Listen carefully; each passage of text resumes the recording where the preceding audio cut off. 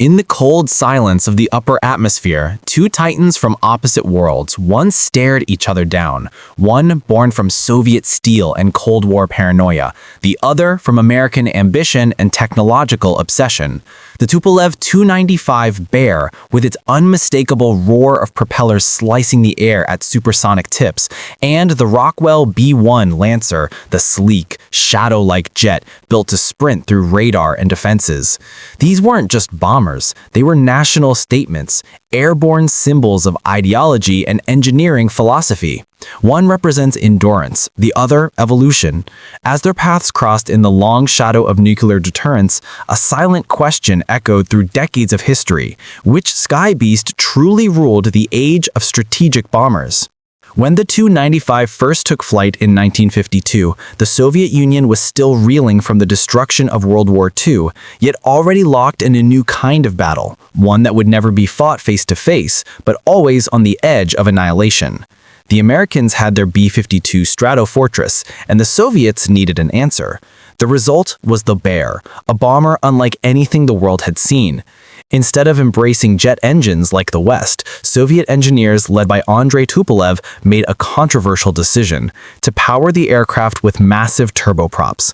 These NK-12 engines became the most powerful turboprops ever built, each generating over 15,000 shaft horsepower, their contra-rotating propellers producing a sound so deep and resonant it could be detected by sonar hundreds of kilometers away.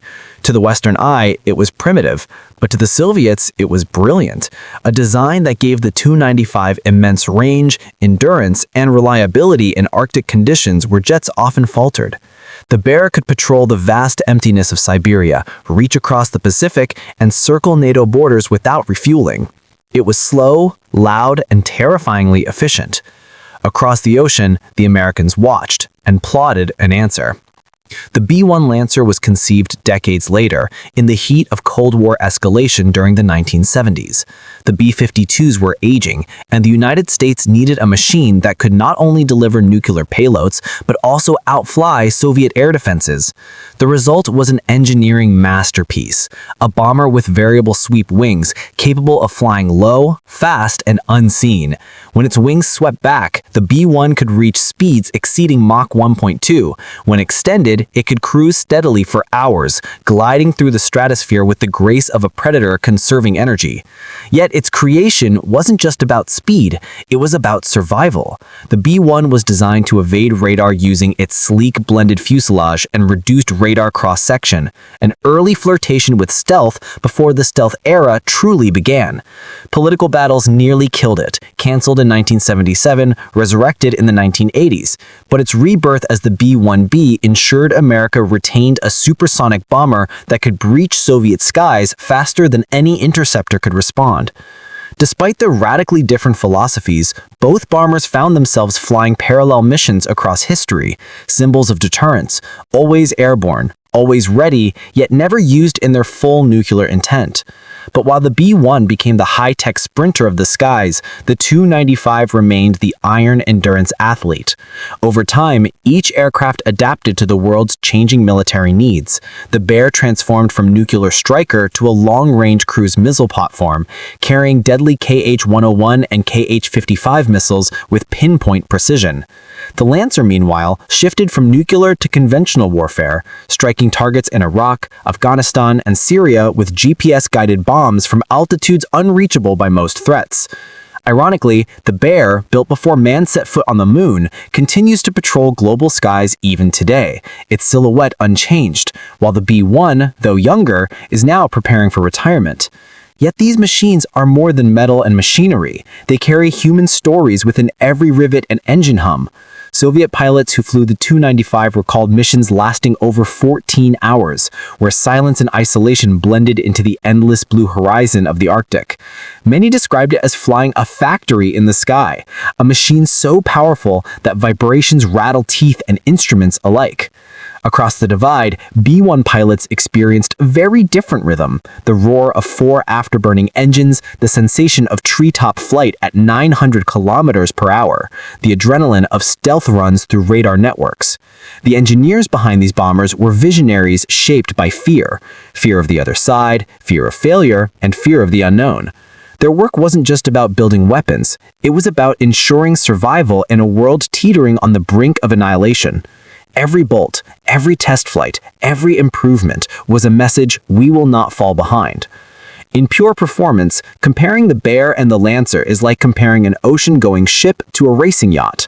The Bear is slow, barely reaching 850 kilometers per hour, but its range, at over 15,000 kilometers, is unmatched by any bomber before or since.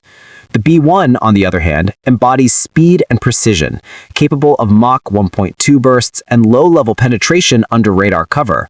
One carries propellers, the other jet engines. One hums through subsonic skies for endurance, the other slices through sound barriers for dominance. Yet both achieved something extraordinary: longevity. The TU-95 still flies active missions 70 years after its first flight, a record no jet bomber has ever matched.